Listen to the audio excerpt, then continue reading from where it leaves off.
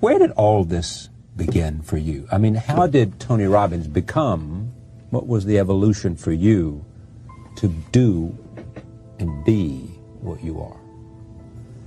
I'm not quite sure what I am. I think that's under construction.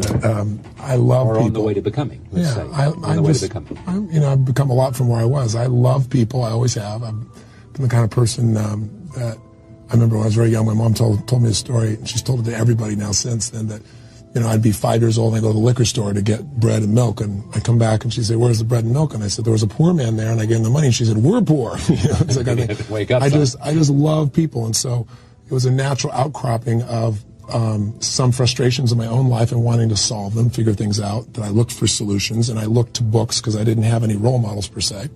And then as I made changes myself, I'd share that with my friends, and then I saw them make changes and get excited, and I got kind of addicted to the process. I got a lot of love from helping people, and I do now enormously, but now it's millions of people, and I'm addicted to that process, and I think it's a positive addiction.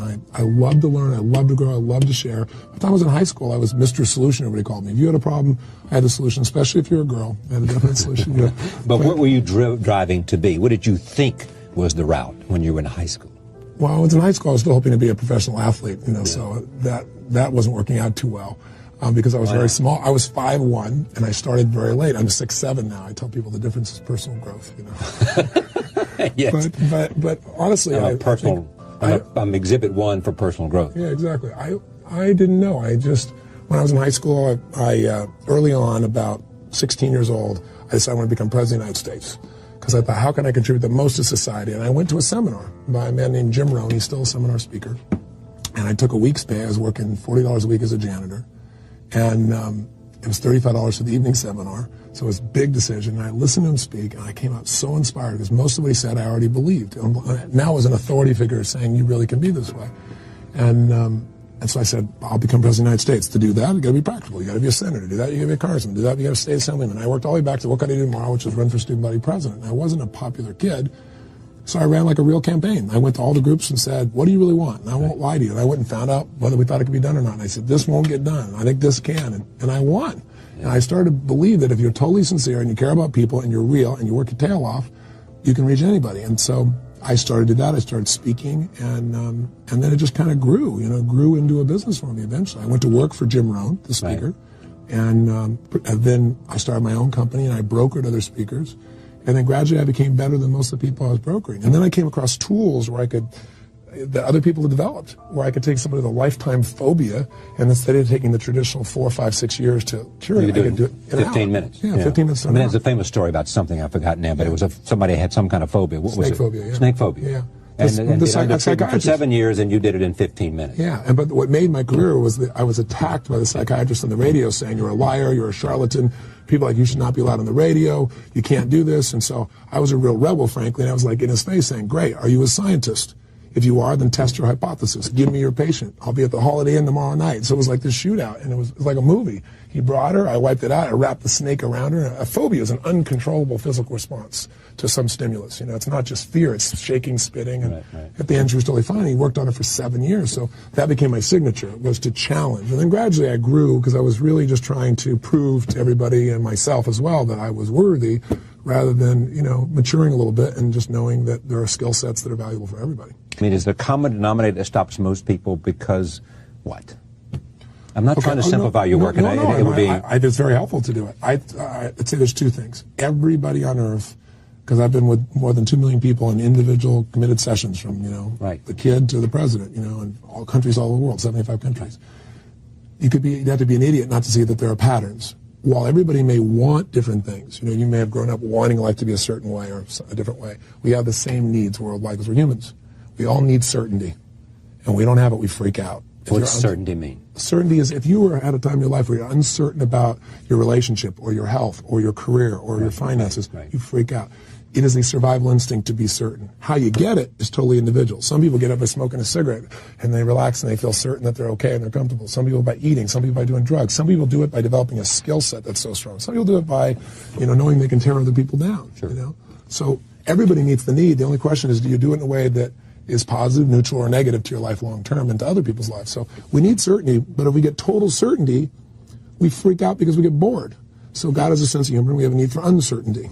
We have a need for variety, for surprise, for challenge. Right. And most people go back and forth between these. And that's why they've always got a problem, because they're trying to resolve it rather than finding that this paradox is a part of life and there's a way to experience both. When you go watch a movie and you rent a video that you've already seen, it's because you're certain it's good and you're hoping you forgot enough that there's variety and you get to meet both needs. There's a way to do it. We have a need for significance. We have a need to know that our life is unique and special. So some people do it by putting a gun to someone's head because it takes no education or background. Instantly, I'm significant. Yeah, because I killed somebody. Or I threatened someone even. You're going to have to respond to me. I don't have to kill you. Some people do it by loving more than others. Some people do it by developing skill sets. Some people do it by having 22 earrings, in one earlobe. How do you do it? Everybody does it. I do it primarily by my sense that, honestly, it sounds horrible, but to be honest, is by feeling like I care more than almost anybody else, that I will just do anything for those I love, which includes the guy I meet on the street, frankly. The people I meet in seminars, the people I don't meet. That's my nature. I love that. So I get that sense of significance from that. In other words, Tony says to himself, I am unique because I care more.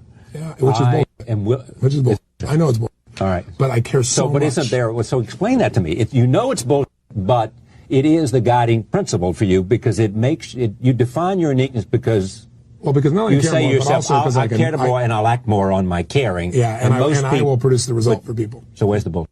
That there are other people that cares more. Yeah, I know that's bullshit. Yeah. In the moment, we all bullshit ourselves. In the moment, I tell myself that, but I always come back to reality and go, no, I don't care more. But I care enough to be a really unique person, and I also really have some unique skill sets in empowering people.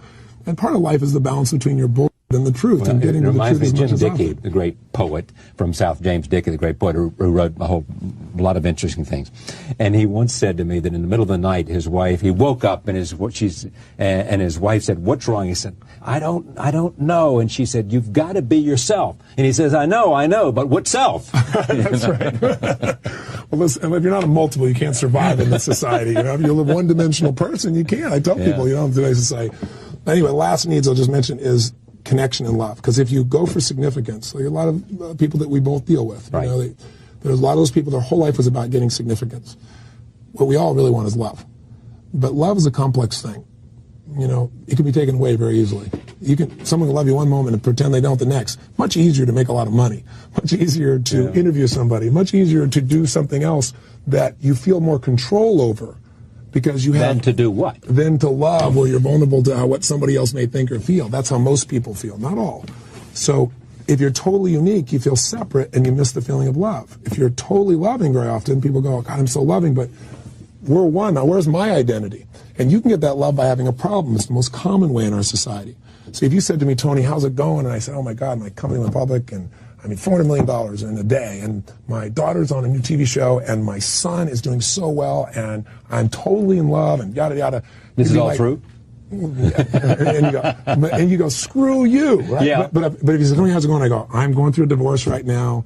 It's the hardest decision of my life. My wife, she's a good woman. To feel her hurt kills me. It's hard on my daughter. Right. I'm exhausted. I had 2 hours sleep yesterday. And you go, hey, I understand. So we live in a society where we reward people for having problems. That's why more people commiserate about problems, and then they fight over whose problem is bigger. Because if people do really well, very often what people do is they go, oh, they're into themselves, or what they're really saying is that person is being somewhat significant in their mind, therefore I'm less significant. I want to bring them back to level. Tell me what you think you need the most. You. Well, that's a good question, because I think knowing which needs you prioritize shapes the direction of your life. Exactly. That's why I asked. So the top 2 of the 6. You see, you've thought about this. This is not big. Yeah, of course, because when I deal with someone to help them, I've got to know which ones are driving them. All right, so you. For me, love is number 1 and contribution is number 2. The last 2 needs are you must grow and you must contribute beyond yourself. If you don't grow, success doesn't make you happy, progress does. If you don't feel like you're growing, you feel like you're dying. And everything in the universe grows or dies, and everything contributes or evolution eliminates it. And so we don't feel fulfilled. You can meet those first 4 needs by doing terrible things. You can join a gang and you're a crip. You're significant, baby. You have variety. Somebody may shoot you at any moment. You have certainty. People are going to respond to you. You got connection with the brothers. But you don't really have growth and contribution, so you won't be fulfilled. But you'll have your basic needs be met. Very few people get fulfilled. For me, those are the 2. But if you meet somebody and their need is, let's say Donald Trump's a guy that I know very well, I like a lot. A lot of people don't like Donald because Donald is significance driven. And so he's got to get that significance. He's more than that. You know? No, he's very significant. It's a very simplistic definition of Donald Trump. It's overly simplistic. But I tell you, I've known him for last year or two, and the guy, when he's comfortable, he's such a loving guy. It's amazing. There's no question he's a lovable guy, but at the same time, I mean, he drives you nuts because he's got to put his name on everything. That's true. I mean, the GM building was a terrific building until he had to plaster Trump. Now, you could argue about Donald that he does that because he'll say my name on it enhances the value of the building. Or he will say putting my name on it, as garish as it is, makes the building, it promotes my name. And anything that enhances my name enhances my brand and my business. And so therefore, these are all appropriate motives. And finally he will say, in the end, and there's something interesting about this. And I guess, now I'm transporting all these things that I think he thinks, not what he thinks. Nobody really knows. I don't know, exactly. Yeah. He might say also, in the end, I'm so secure that I do it because I want to do it, and in the end, I don't care what you think. Well, to a great extent, that's absolutely true. He feels he's significant enough to do that. Exactly. But if you spend any time with Donald, and Donald sees you're not a person trying to take advantage of him, he is one of the most generous people you ever meet. He's a caring guy. He wants to be cared for like everybody. But most men, Charlie... and written about. But most men, listen, all he is a atypical man. Yeah. Most men, what's the longest, greatest story in history? The story of the hero, as you well know, and it's almost always, in most cultures, been a male who had to sacrifice everything so he'd be significant enough that he'd be loved. Yeah. So you got these boys who go kill everybody in, the school. So all of us are doing whatever we do because we want to be heroes? No. Not everybody has significance as their number one need. See? So those boys in Colorado, who did they kill? All the people who made them feel insignificant. They killed the cheerleaders, the jocks. They hated too. Yeah, they said that going in. They said that going in. Right. They said going in that you made me feel awful, and we weren't accepted by you, so therefore we're going to shoot insignificant. You. But who was it?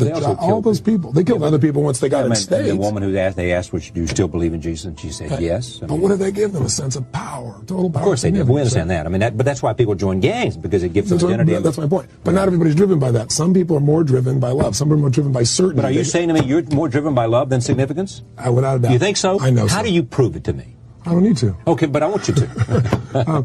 I'll tell you why. I mean, give me an example. I'll tell you why. The reason I can walk in a room of, I just did Silicon Graphics, their top 30 executives, right?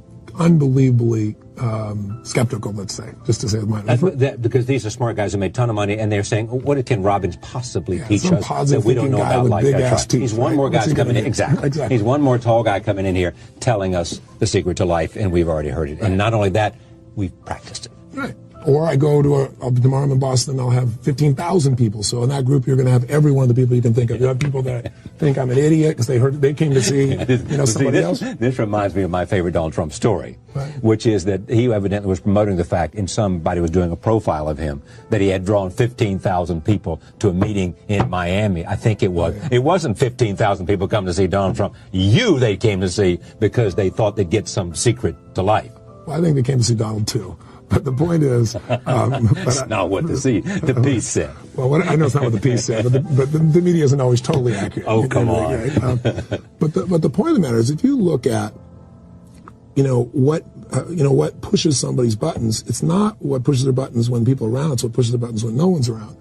And so the way you could do it is to talk to people who know me, who work with me, have been with me 15 years. I mean, they'll tell you what drives me. There's no question. I don't have to explain it to them. But the reason I said SGI is... But you're talking about love for your children, love for the new woman in your life, love for what? Love for people and life. Love to see people alive. Way back to the kid thing that you were talking about in terms of giving the money away when you went to the liquor store. That doesn't change. These guys that went in there, I have the strength to be able to go head toe-to-toe with anybody, but I'm not stupid. I go toe-to-toe. All you're going to do is fight me. So... if I need to show you that, if you're going to come in strong, I'm going to be strong for seconds, and we build some rapport, and then I can say, look. Look what? Look, I'm just here to try and help if I can. I don't have all the answers, but here's something there. I don't think, if you try to get up as a speaker, there was a man I used to work with in one of these venues that we did, big events, and we used to put comment sheets in, and he used to get ranked the lowest guy in the group, and they'd say, tear this guy off the stage. And the problem was, everything was about himself, proving how significant he was to everybody. So I went to him and I said, you keep demanding significance. If you will just go out and try to serve, not lead. Exactly. Real leaders serve. I said B. I'm sorry, I misheard you. If you just go out there and share and be and care about these people, and try to serve these people instead of position with these people, they will adore you. It's like, here's my experience. If you love people, they will make you significant, because so few people are willing to unconditionally love. So very few people want to do that. Again, you know everything about this and I know nothing. Having said that, you're a human being, so you're a practical psychologist. Having said that, every great trial lawyer I've ever met will tell you the best way, the only way, or the best way, not always the only way, is to say to that jury, help me. Sure. Give yourself to the jury. Say to that jury, Jerry Smith says this. He's brilliant. I am giving you every ounce of my brain and my energy and my body because, and here it is, I've done everything I can to, and therefore that goes part of the way in having the jury identify with you, rather than you're the smartest, toughest, meanest guy. All that does is people say, you think you're so significant, I'm going to take you down the side. Exactly. Right. But I'll tell you something else, though, honestly, for me. I've only realized this, honestly, in the last 9 months. I've made a lot of changes in my life. And in the last 9 months or so, I've made some distinctions. Like what? Like that I've lived most of my life, certainly driven by love, but that my way of doing it has been through sacrifice. The hero's model. That I'll sacrifice everything so people know I really love them. Me too.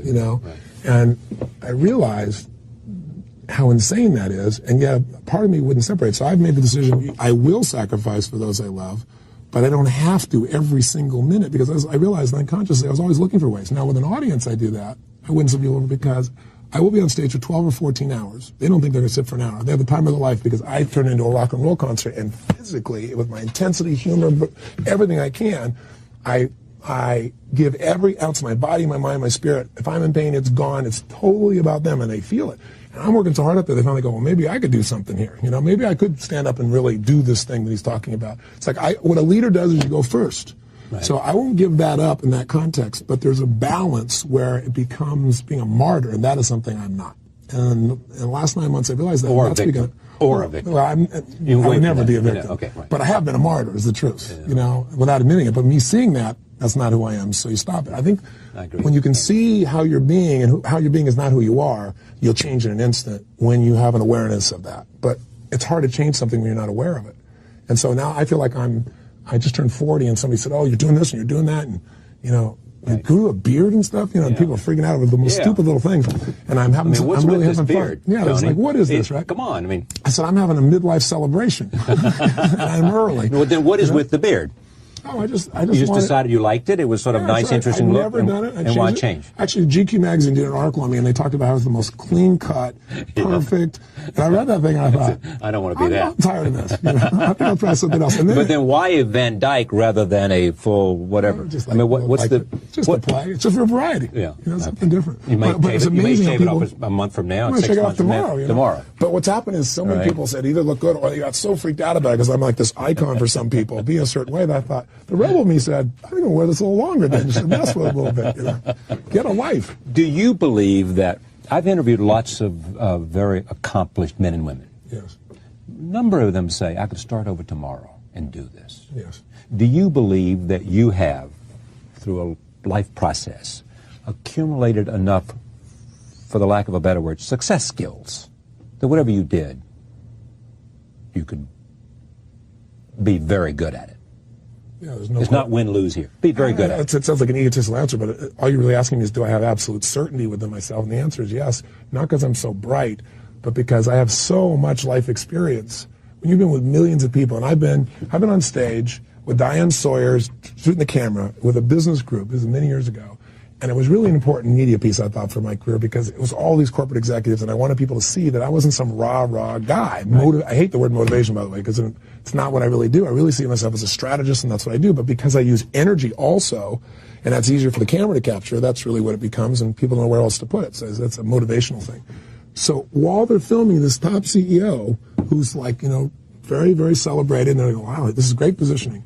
This woman in the room, who had 152 personalities, multiple personality disorder, right, MPD, starts splitting. 152? 152. She was one of the first MPDs in the country. Yeah. She starts splitting, and she starts talking like this weird thing, then a little boy, a little girl. And I'm like, oh my God, But I got up. But she was a manager, was she? No, this woman had managers, but she was someone from the general population attending the program. Fortunately, I had read her forms, and it took me 45 minutes, and I did, sometimes you just get in state, and I did some of the most magical work I've ever done, and I integrated her for the first time. She'd been in a psychiatric ward for 15 years. She'd been studied by everybody, been in therapy for all these years. And Diane Sawyer's people saw it, so it was magic as they captured it. They didn't do the story for a year. They followed her for a year because they said, there's no way this can stick. They interviewed her a psychiatrist. A year later, she's totally fine. She's still totally fine. That was such a defining moment. You have events like that, which is such a defining moment that your level of certainty that you can handle anything goes to the roof. Okay, I've had thousands of experiences like that. I've had, the President of the United States calls me up the night of the inauguration, I wish it was the inauguration, the night of the impeachment. Got to deliver. What are you going to do? I've had the sports figure melting down. So what's the conversation? He calls you up the night of the impeachment. Right. In other words, they're going to vote tomorrow. That's right. And says what? I'm not saying it to try and you're not at all. Mysterious or something like that. I don't talk about what someone says unless they talk about it. So athletes or Quincy Jones, somebody shared something, I share it. But the reason people call me is because they don't share the private conversation. Why did the president call you? He called because what do you need? He's getting coaching from a lot of different people, me being only one of them. About I find this what smart. to do. I think he's reaching out to many different sources, which is great. But the question is what? What do you? Well, the question in essence is what do you do? Right. How do you deal with something? And you've got choice points, and how do you evaluate? So, what's your advice in a circumstance like this? Specific. Depends. Listen to you. You think you're going to wade right in there, don't you? I know you're good, but for God's sakes. No, I'm not going to answer the question, but let me just ask you that question. Specifically, what you do is what did you tell the president? I share with the president my point of view as a citizen in that case with as much passion as I can about what is right. That's the attitude. What did you say specifically? That I can't tell you in that situation. You can't? I'm not asking you what the president said. I'm saying, what did you say? Because what I say would be reflective of what is private between he and I in that conversation. I'm not trying to be evasive. I'm just being respectful. Okay, I hear you, and I respect that. Now, but just what's the point is? Well, the point was not that issue. The point is I've had situations, so many, from the psychiatric situation to where you got to deliver now to a now, and you got to step up and deliver. I've been in situations where I look like I'm going to be bankrupt. I've been in situations. I got it. So my point is, what do you say? In other words, I think this is a very important point. Here it is, you're facing some huge, and it doesn't get any huger than, well, it does, but I mean, it can do with the loss of family. Yeah, that's as tough as it gets. Someone told me a conversation today, and they were talking about the loss of a young son. Yes. And they said, this is a very public, popular, well-known person, said the agony is unbelievable. You cannot ever, whatever pain I felt in my life, this is 100 times it. I just did a program. Lose a child. I just did a program in Palm Springs. I do a program called my university program. I have people from 75 countries come, and 6 languages are translated simultaneously. So it's the most diverse environment you can imagine. It's a seminar on discovering what are the beliefs and values that control every decision you make every moment you're alive. Because you don't make decisions in a random vacuum. They come from your system of evaluation. You're trying to meet the same needs, but you have a different system of evaluation than I do. That's why we make different decisions. Most of us don't know why and how. One of the things I do is a very powerful demonstration is I look for someone who's suicidal, and in a group that large, there's always a couple. And they usually do about 20 pages of homework about the most significant events of their life, decisions they've made. So I read that in advance. It's a very intensive individual seminar. This last one, I had a woman who's lost her daughter, exact same thing, and I tried many things to get her through it, but eventually I had to become her. I had to reverse roles, have her become me and become her, to get her out of that state. How do you do that? It's we are always going through hypnosis, you and I. People watching, when they go in hypnosis, watch somebody go in an elevator, they push a button, they look at the ceiling and stand there. Most people drive in hypnosis. Hypnosis means you focus internally instead of outside, and when you focus internally, you tend to evaluate things very differently. So all I do is I ask some questions, and when you ask somebody a question, they go inside. And when I ask those questions, I then start acting like she's acting. And then I said, you're me now. And that's all I tell you, you're me. And then I don't let her be herself. But in doing it, I took on her physiology. I began to breathe like she was breathing, put the look on my face she was having. Now, when you adopt someone's physiology, you literally begin to feel what they feel. I actually, in one of my seminars, teach people to do this as a way of building rapport, and you will, a third of the people see what that person's seeing. Somebody they've never met, and they go, you're on a boat, and there's a child with blonde hair, and they're wearing something red, and the name is Charles, and the person freaks out. This happens about a third of the time, no exaggeration. So, most of the time, they get the same feeling. I felt what she's feeling. I started spontaneously just crying hysterically, which was kind of a freak out because I was trying to help her. I eventually was able to help her, but I have done this for 24 years of my life. And I deal with suicide every time there and turn them around, show why the person is suicidal. You can spot them. Oh, it's not difficult. One guy in the same room. But is it all demeanor? It's all the way they... No, it's all demeanor. Sometimes people have great external demeanor, but I've read their forums and I know what's going on in their life, right? And then sometimes they just volunteer. I'd say, who is suicidal here, And someone's hysterically, and they'll raise their hand because it's their last chance, their last hope. There was one man in the same room who was going to commit suicide and kill his children because he couldn't leave them here alone. So I had to go after him. And you go, God, these are the people who attend your seminars? Well, most people are going to peak performance, total achievers. But even amongst achievers, it's there. Do you do this in front of everybody else? In other words, you got 15,000 people there, and you... Not 15,000 is a different type of event. This is like 100 or 50? 1,000 is the smallest thing I do, yeah. So, wait, come on. 1,000 is the smallest thing you do? That is the most intimate environment I'm in at this stage, yeah. So, really? And why is that? Because why? Because there's so many days in my life, and I want to reach as many people as I can. And I started with 100 and thought I couldn't do more than 100. I got to 1,000, and to be able to support people at that individual level, it's hard to go beyond. I'm sure I could. But then you don't do one-on-one counseling for people? I do. I do coaching. I was with a guy today who's a financial trader. He made $500 million in a day and then lost money for many years. So I turned him around, and he's done extremely well. So you turned him around? Yeah, he made money from the very first. I worked with him for 6 years. I helped him to identify when he was at his very best how he made decisions, and that was affected by two things: his cognitive processes, the way he evaluated, right, and his state.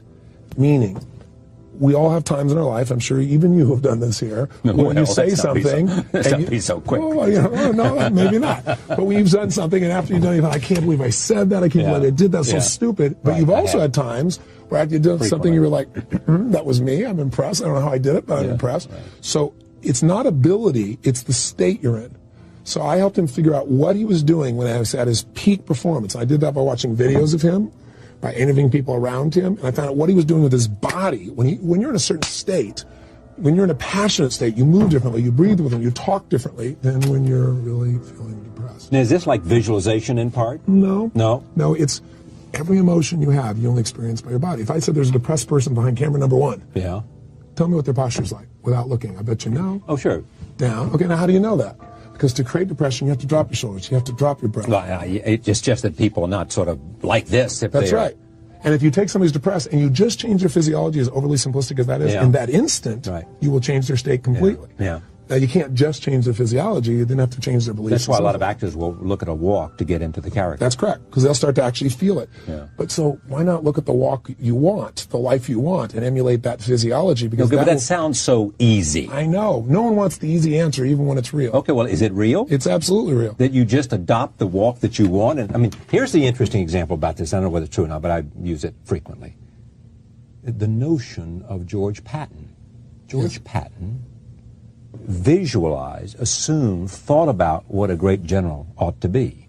Now, he adopted certain external manifestations in terms of the clothes, in terms of the pearl-handled revolver, in terms of all that stuff. But he, in a sense, became what he had imagined. Well, here's what I tell people. Is that true or not true? I believe it's totally true. If I said to you, Charlie, close your eyes, and I want you to imagine an 82-year-old man. Just imagine him. What he's like. Cary Grant. Okay. Very nice. That was good. I'm impressed. That was good. Touché. I'll do that in a seminar, and then I'll bring out a man who's 82, I know, who bench presses 410 pounds and looks like he's 50. And I say, is this what you pictured? What most people picture is somebody older, bunched over. And wrinkled, I say, prune-like. That is the archetype you're moving towards. We all have an archetype. See, the interesting... But that's not the only thing. It's physiology. It's not only physiology. But in this case of this man, you got to change his physiology to get his state back so that his mind starts working. And so that's a combination of biochemistry and movement. Then you got to take those mental strategies that worked, and that's how I got him to make money. And so, I mean, I've been with him for 6 years. You've been working with this guy for 6 years? It didn't take early? No, it did, but he pays me $1 million a year plus a percentage of his increase because last year I said to him, look. Wait a minute. He pays you $1 million that's what I get for coaching. Percentage of his increase. Of his increase. Right. So if he went, I mean, is this 10%, 20%? What is No, but it's sizable. It's not a sizable percentage. It's a sizable how many of these amount of clients do you have? I've had 7, and I've pared them down because I couldn't honestly service them at the level they want. Okay, I'm not making fun of it, but I'm saying this is amazing. Because here's my point. Yeah. it's got to be worth it to him. Well, or he wouldn't pay you. Last year I told him, I said, look, now we're like best friends. I said, A, I do this for free. B, the amount of time I spend, it costs me. This is worth this to me at this stage of my life. Why don't you just do it yourself? Because I know what you're going to do, when you're going to do it, because he journals every day. And I can do other things to make that money. Well, not only that, but I just mean it that way. But he said to me, my time is valuable to me, too. Yeah, but it's not that, because I enjoy being with him. I just don't want to be a taker in any relationship. So you said what, and he said what? He says to me, are you insane? Just knowing you're going to call. He said, you're my insurance policy. He said, I know, I got to do it. He said, it's an insurance policy, it's a measurement. This is a weak human being. Oh, if you met this man, you would not say that. Well, it's true, though. Not even slightly. He needs your call? No, what he needs to maximize his potential is something to measure it on a regular basis. But why can't at some point we put this guy out on his own? He absolutely can, but he performs a level most people never dream of. So let me ask you a question. If I'm going to go out there and I'm going to be the best hero in the world, come on. am I going to use every does resource? not need you every time he goes out. Hello. This person doesn't need me either every time he goes out. I'm not there going out. But he's saying, he just said to you, I wait for the phone call. No, he didn't say wait for the phone call. Knowing I'm going to call makes him maximize. Why did Michael Jordan have a coach? Because he wants to please you? Because why did Michael Jordan have a coach? Why did Michael Jordan say one of the reasons he was leaving? The coach didn't tell him how to shoot and didn't tell him how to play. No, the coach told him absolutely what he needed to do in situations where he saw little things that were off target. Yeah. And Michael Jordan as a coach. A better example is there's a profile of Herman in today's paper who is Tiger Woods' coach, right. And he's over there, and they're, I mean, I understand that process. So, but what you're doing is you're making it as dependency rather than coaching. But what I say to him is, here's the real truth, though, also. Everybody needs a coach. I have people who coach me. Everybody does. Man, I need him. I wish I had them. Are you a weak son of a gun? What's the matter with you? Well, no, it's true. Are you waiting for them to call? I don't know where to go. Damn it, I don't know where to go. I'm calling you tomorrow because I could think about how much better I could be. No, but what it is maximizing my performance, understanding my inner self. What? Well, not even that. In his performance, the 250 hitter versus a 333 hitter. The 250 hitter the 333 hitter gets one more hit every 12 at bats. The 250 hitter makes $500,000 a year, a lot of money, but not in baseball. Okay. 333 makes $7 million. So now here's the question. One more hit makes a difference. Here's the question. Yeah. Is it that you can take people who have the natural potential and who are, because of all kinds of things, they're not realizing the natural potential, and they've got all kinds of barriers that have gotten in the way, all kinds of atrophy and everything else, and you can strip that away and give them or transfer to them or whatever the term. Uncovered. They already have uncovered. Okay, that's my point. But they got to already have it. Everybody you can't take somebody who is born, who will never be better than a 250 hitter, because that's the max of his athletic ability, and make him into a 320 hitter. Can you? No. So you're only taking people who have not maxed out of their potential by a wide margin. Who do you think that is? 99% of the world. Thank you. So, but here's the truth. All right. Most of us have undersold ourselves. Yeah. At a very deep level, whether it be how much passion we really could have in our life, whether it be how vitally healthy we could be. I agree. And so what's happening is everyone has that, including me. So I look for those coaches. I believe who you are is who you spend time with. That the quality, who you are is who you spend time with. Yeah, who you spend time with is who you become. Because whoever you spend time with affects your beliefs and your values, and your need for their love, their attention, their significance will affect. If I'm going to play tennis and I play someone worse than I am on a regular basis, I am not going to get better. Right. So you play agassi. Yeah, you do that. Even if you play terrible, your skill sets are going to grow significantly because of your desire to connect and to play at that level. So I personally believe mentoring is the biggest thing missing from our society. A huge part of what I do in terms of my foundation's work is mentoring for kids, because people say, well, we should do something about the values of the family. Well, that's a nice discussion, but the thing you can do is a relationship with a child where you just care about them. You don't have to be the most skilled person. You don't have to be perfect. All you got to do is care and be honest. Transforms a child's life. And most children today have more choices than any time in human history and the least amount of guidance that's ever existed. And that's why we have a crisis where we have kids picking up guns and shooting people because we don't have that. So go give me the Robbins solution. I agree with you 100%. So tell me what it is that America should be doing for its children, and if it's mentoring, how do you go about it? What's the mechanism? What's the process? There's lots of them. I mean, you could just, as an individual, you can go out and have a lunch buddy. You can take somebody and say, for the next 6 months, I'm going to take this child out twice a month for lunch and just talk and maybe do a field trip of fun with them. My solutions, I like to look at systems. I look at it and say, mentoring will never pervade the culture unless it's team mentoring, because you can't get enough mentors. There are lots of kids that want them and they can't get them. So team mentoring will take it to scale. On the model, I look for models. There's a model in LA that worked during the riots that uses a school teacher, so it's already the location exists, someone who knows the kids. It uses college students, it's somebody young enough to relate to, and it uses a businessman, but then they have a group of 6 or 10 or 12 or 15 kids. And so each mentor is coaching 3 or 4. That helps the mentor succeed. Sometimes the kid doesn't respond. You got 3 or 4, you got a chance one's going to respond, so the mentor stays reinforced in the game. There are other people with them mentoring, so they're not alone. There's not the feeling of loneliness. So it meets some of the needs we're talking about, connection and certainty and so forth. And my view of it is to create a syllabus, which we're currently working on, and when you get to 10% of a school's population, and I've got a breakdown because our foundation is doing this for the whole United States, and you look at the junior high school student, which I believe is every time's critical time, but probably the most critical time, when kids are going from peer group at home usually to a new peer group, when they're going through the first change in their hormones. That's the place that if you can intercede, I believe you have the largest amount of leverage. And so if you can teach these kids to become young leaders, that is, by having Michael Jordan on video share with the story of his life, and they start finding out Michael did not make the varsity basketball team his sophomore year. Right? And he starts telling the story. I lived by that for a long time. And they see that. And then there's a syllabus of what they do that's fun, and they have somebody who's interested in them, and they have other students. When you get 10% of a population, say a school of 1,000 kids, you have 100 kids doing this, 10 groups of 10. You begin to affect a critical mass of the mindset, because when the mentor leaves, these kids know each other and they start setting new standards for how they're going to live their life, and they're reinforced for it. So I set out when I was very young, my family was very poor. We had a Thanksgiving, no money, no food. We weren't to starve. We weren't going to have a feast. We weren't going to have any food. Somebody fed my family. I answered the door. It triggered me. Last year, my foundation, we worked with people. We fed 1 million people last year. It started with me feeding 3 families. So I believe that little ideas can be grown into institutions. And my life is a reflection of that. I built, a portion of an industry that didn't exist in the way that I do it.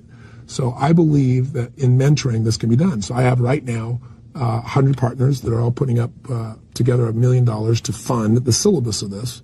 And we're working with teachers that we're already in about 1,200 school systems with different programs to get a uniform syllabus that can create this leadership program. It's not the whole answer, but it's one. But we need mentors. And people that come to my seminars and so forth, the same people that feed people are the kinds of people I think that can be great mentors. But anyone can do it. It's one approach. There are so many that are going on, and thanks to like America's Promise, I was a part of helping to create that with Colin Powell. Right. And it has stimulated that massively. And I think we're making huge progress. We've got a couple million mentors that we didn't have a few years ago. What did you do for Nelson Mandela? I didn't do anything with Nelson Mandela. I had a conversation with Nelson Mandela, and I think I got more out of Nelson Mandela than he did me. Someone else put me with Nelson Mandela to see if I couldn't assist him in the evaluation of how he was going to integrate some members of his council. And truthfully, I left with a lot more. Gorbachev is somebody that I helped deal with the transition afterwards of how to deal with the situation that he went through when he was ousted, because all of a sudden he was the devil in his own country. Sure. The very people loved him. But with Nelson Mandela, I don't feel like I really did anything. I learned from Nelson Mandela. I had an experience with Nelson Mandela probably like you did. Yeah, what did you learn? I learned what a human being is capable of was greater than I even thought. To have someone take a quarter of a century of your life and not come out with pure hatred and be able to say, to win, like we were talking before we were on the air, to win over your guards as your friends, to honor them as you inaugurate as the president of the country, to say, I don't care what you did to me, let's change. And by your personal conduct to demand their respect, in which they gave it. Yeah. But here's the interesting thing about him.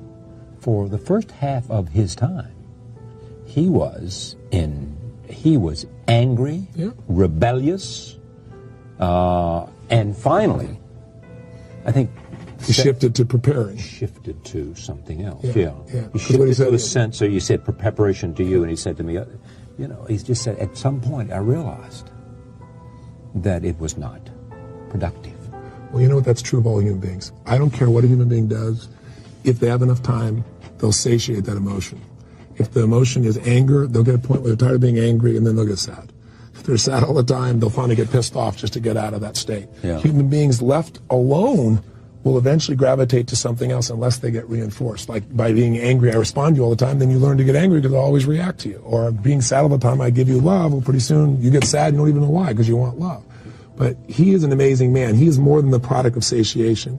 He is a man who made conscious choices to rise above hatred and anger and to really serve. And I think there are very few people that have lived their life the way he's lived his life, and I think that's why he inspires people. But some of that comes from just wisdom and the capacity to learn from experience. True, and it comes from his childhood, because as his childhood, he was unique even then in the way he was treated, the way he was raised. He was raised to be a leader to some extent. Do you have any interesting opinions on genes versus environment, nature, nurture? I think they both play a role. I think to say either one is alone is absurd. When people try to say everything is genetics, it's a joke. Say genes are destined to you, say, forget it. No. But, I'm 6'7". I was 5'1" in high school. 5'1" when you were senior in high school? Sophomore. I grew 10 inches in a year. But I had a brain tumor, which I never even knew about, a pituitary tumor, which stimulated this growth in me of 10 inches a year. I mean, I know what growing pains are. It's something physical. And my brother is still like 5'4", I believe. And so you grew because you had a pituitary tumor, which I didn't know until and what did it 10 do years to you? ago. It stimulated, my pituitary gland stimulated massive growth hormone released in my body, and I exploded in size. But I didn't know anything about it, and because I'm a pilot, every 2 years you go get a physical, and this time the doctor looked at me and he said, "You're kind of like Schwarzenegger," he said, "your cheekbone, everything else," and I didn't know what he's talking about. So he thought I had this challenge, and so without telling me, he took a blood test and he said, "I want to do an operation on you." He said, "You have this massive excess growth hormone and you have a pituitary tumor." I said, whoa. I came in, there was nothing wrong with me. Now you want to do an operation? Wait. So fortunately, I'm fairly strong-willed, and I went to about 9 people. I don't think I'm exaggerating, probably 6 different doctors. And it turned out I did have a pituitary tumor at one time, but it infarcated. It swallowed itself up. There's enough of it there that I have about, $300 or $400 a day worth of extra growth hormone if I had to buy it on the street as a bodybuilder. But you did then, or you do now? I do now. But I don't So what do you do with it? I don't grow. But where does it go? It makes me young and no, I'm serious. I'm interested virile, in your. For God's sakes, You're a help Did now. you see that? Where does it go? But here's what's we could use that growth hormone. That's right. I have some friends who like to borrow some of it. Give them a blood transfusion. Exactly. But where does that come from? No, okay, but is there any danger to this? Well, here's what's interesting. Here's a great example. The first doctor wanted to do surgery on me just to be safe. My heart valves aren't any bigger. There's nothing changed. Okay. Everything's fine. Just to be safe. It didn't screw up any of your organs. No, just want to be safe. I can't remember his name, but I came here to Boston to the father of endocrinology. I can't believe I can think of his name. But I was the last day of his career, is one of his last patients, not the last patient, one of the last ones. He saw me because he was a fan of my work. And he said, "Tony, everything's great." I said, I got to talk to you. I said, I've talked to all these doctors. They want to either drug me or they want to cut me. Right. He said, "Well, I think maybe you're afraid that if we cut that out, that you're like Superman or that's your kryptonite, or maybe it's like you're a hair for Hercules." And he kind of teased me a little bit. I said, "You know what?" He said, "The only side effect of taking a drug would be you'd have lowered energy." And I said, "You're damn right that would make me unhappy." Yeah. But I said, "Look, why is everybody doing this?" He said, "Honestly, Tony, if I'm a butcher, I need to cut." He said, "I'm an endocrinologist, so I need a drug." Oh, man, that scares me. No, it's so cool. Oh. I know. Every surgeon, therefore, I ought to be suspect? No, not every surgeon. But that's when you're trained to do what you do, and your whole life is about the surgeon you're doing. You want to help somebody. So that's what you know how to do. You don't know the other part. So in the end, he recommended I take a drug that I'd go take a shot in Switzerland from. And I said, "Frankly, I think I'm going to pass." He goes, "But then you could just be certain." I said, "No, you could be certain." So 3 months later, as a doctor, Steve Hoffman in L.A. is a great man. And he's a facial surgeon. He's a good friend of mine. I know. I don't know him. No, I know. Yeah, he's a great man. And so he comes up. Facial surgery, Tony. I'll get there soon. Okay. Me either yet. I'll be there someday. He pulled out an article and he shows me that same drug the FDA just says creates cancer. So then Deepak Chopra. Yeah, go ahead. Deepak Chopra is a friend of mine. And Deepak, I saw him. Celebrity has its value. Yeah, I talked to Deepak and he said, "Look," and he said, "Tony, you do have a..." He said, "But I would never drug somebody. I would never, cut out." He said, "There's nothing wrong," but I'd already decided not to do anything. So do I have certainty? Here's what I have certainty of. I can walk across the street tomorrow and get hit by a car. I have no reason to see there's anything changed in my body, so why would I cut something out or drug myself? I think that cutting or drugging would do something. Okay, you're telling me that the bottom line of this story is that you left it alone. Correct. And what my certainty comes from is I decide to be certain. I decide not to question. All right. So if something happens, you'll say, "Well, that's a chance I took. I decided to leave it alone." And did you go back to the first doctor and say to him, "Look, I've been..." We had a spirited conversation. Thank God you said I didn't let you cut me. I did. I was very direct with him. I was more direct with him. He said he wanted to cut me before he even had done a scan. I said that's totally inappropriate. When I asked him about the test, he couldn't explain the test. He's very complex. And I said, "Well, I'm not that stupid. Yeah. Explain it to me." But listen, I'm not on the doctor's case. All of them. No. Listen to me. No, hear me honestly. All of them were trying to do what they believed would save my life. Yeah. So everybody had your welfare in their best interest. And they were doing it through their model of the world. Yeah. And they were trying to be certain. And what's the moral of this story? It's 10 years later, and my body hasn't changed in any way. I'm totally healthy and fine, and I didn't alter. But I haven't. My heart valves, everything they measure is totally fine. Yeah. You know, so all I seem to have is a great deal of growth strength. hormones. So now you know my secret. My motivation comes from growth hormone, for God's sake. So tell me this: is there anything missing for you? That's a great question. I am right now the happiest I've been in my lifetime, and the piece that was missing. And I'm sure there'll be something else because part of growth is, you know, finding something missing, I'm sure. But the thing that was missing was allowing myself to fully enjoy what I was giving others. And I can tell you... You weren't enjoying it? I thought I was enjoying it, but it's like telling somebody what a rose smells like who's never smelled a rose. Or what, you know, favorite food tastes like who's never tasted it. It's like, by the standards I had then, I was enjoying it. Okay, so for a long time you were deluding yourself. Correct. Because it's a matter of measure. I wasn't. So the teacher wasn't perfect, was he? Oh, the teacher's never perfect. I never pretend to be perfect. I'm not perfect now. But I'll tell you what I am. I'm damn happy. I'm damn happy. Because you learned to enjoy because I stopped sacrificing just as my only okay, let me help you understand this, because I think it's important. Yeah. You learn no longer to be a martyr part, which you said earlier. I don't want to say I was ever a martyr, but I was. I'm sure it's a little bit. And you secondly learned to enjoy the fact that you were giving and that there was joy to be given. Is that it? I'm trying to make sure I grasp. I want to be accurate in my response. The greatest gift of my life is I'll walk down this street in New York today and I'll be stopped half dozen times minimum or a dozen times, and people will come up to me and say, "Oh my God, I love you." I mean, I am so gifted no matter what. It's the great. It's better than any amount of money you could ever earn, any little trophy you could get, or anything else. It's the greatest gift of my life because I've helped millions of people, and they've helped themselves, and I've been a catalyst to it. Right.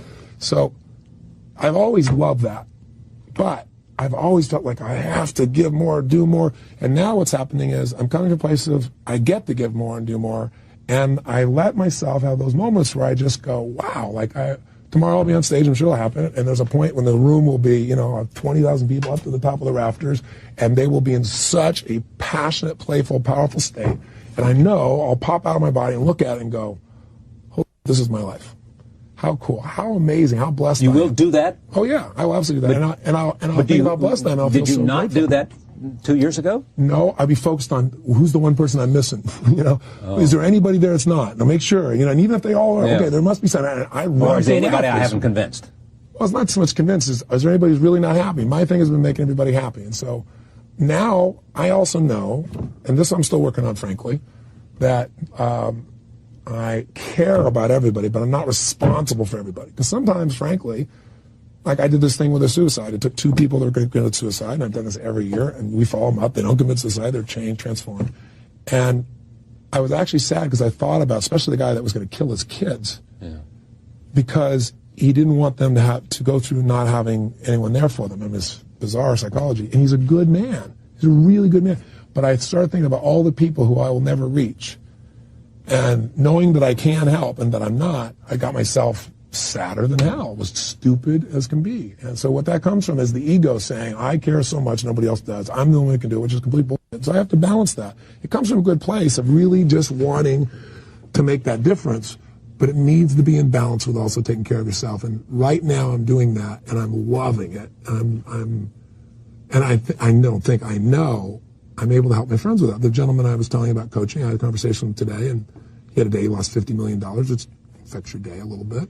And I was reminding him of what life he has, and that his life has nothing to do with his trading, and realizing he has tied so much in his trading. Life he has because he has a loving family, because he has family, and because this man is a huge giver to contribution to society. There's some people that are in business because he gets great joy from things, and et cetera. Because he gives. He's such a giver, but you can't tell somebody that and affect them unless you're experiencing it. It's like, there's an old story, you probably know it, where this woman takes her son to see Gandhi. It's a true story. And she travels, I guess, for 3 days. I forgot the exact time. But she took trains. It's forever to get there. And she gets before the Mahatma, and she says, Mahatma, my son is a diabetic, and he keeps eating sugar. And he loves you and respects you so much. If you will just look him in the eyes and say, stop eating sugar, he'll stop. He'll save his life. And Mahatma Gandhi reportedly said, come back in 3 weeks, or 4 weeks, whatever the real number was. And the woman said, no, you understand, we live so far away. And he said, very harshly, come back in 3 weeks. And pushed her away and waved her off. So she's very angry, but she loved her son. So 3 weeks later, she goes to the same trip. She travels forever, right? She gets before him. Now she's before the mop man. She says, remember me? He goes, yes, I do. And he looks at the boy and says, stop eating sugar. He looks right in the boy's eyes with such intensity. The boy's eyes get about this big, and he bows to this mom. Yes, mom. The woman can barely hold it back. She is pissed. She doesn't care if he's Gandhi. You know, she's a mom. Yeah. And she says, why didn't you do that 3 weeks ago? And he said, because 3 weeks ago, ma'am, I was eating sugar. So you can talk a good game, but the power in life, your power in life is you've experienced all kinds of things, and that allows you to connect with all kinds of people. You're a diverse person. That's stroking you. You know who you are. My power in life is the same. I've been with millions of people in every walk of life, and I've lived my own life, and I don't bullshit myself. That's not true. I bullshit myself every now and then, but I catch myself, and I go, that's bullshit. Yeah. And when I do, whatever experience I go through, I learn from it, and so I can talk to somebody about it with authority because I really have experienced it, and I can talk about it without judgment because I've been the idiot that did it. So I don't have a judgment for somebody. I go, look, here's what I did. I was dumb. Have you ever done something like that? Here's what I did that changed it, and you can reach most people then. What's the difference in the people who get it and it sticks? Yes. And those who get it, but it doesn't stick. They can't keep the program. Standards. It's the only difference in people's lives. What is a must for you and what is a should for you is the difference in your life. Everybody gets their must. If it's a must for you to spend time with your children, I don't care how busy you are, you will. If it's a should, you'll want to do it, you'll do sometimes, but you'll feel guilty about it most of the time. People earn what they must earn, not a dime more. I don't care who they are. And when people change their lifestyle and certain things they're now a must, they always have the money for it because it's a must. People, if a person's not in a relationship, an intimate relationship, it's because it's a must not to be hurt. If they're in a relationship and they're friends and there's no passion, it's because it's a must to be friends, but not a must for passion. If they're in a relationship and they're in love and they're passionate, then that's a must. We get our must. And the difference in the must is I believe people's lives are a direct reflection of the expectations of their peer group. Finally. Right?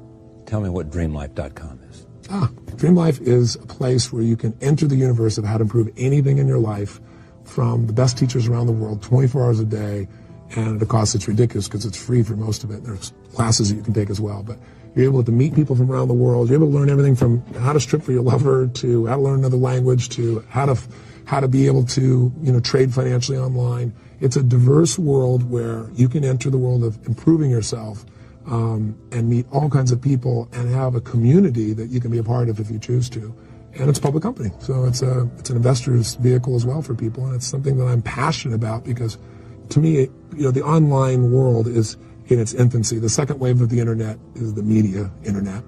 And when we have, full motion video, the equivalent of that with everybody, not having to load a player and so forth, then the internet becomes really the most extraordinary thing in human history. It already is one of them, but I think we're about to see a quantum leap in that in the next 2, 3, or 4 years. And so I'm really honestly creating the space where the best teachers can teach and people can teach each other and build a community that's constantly improving. Nice to have you. Pleasure. I enjoyed it. Thank you. You got quite a grip there. Give me that hand. Tony Robbins, thank you for joining us. See you next time.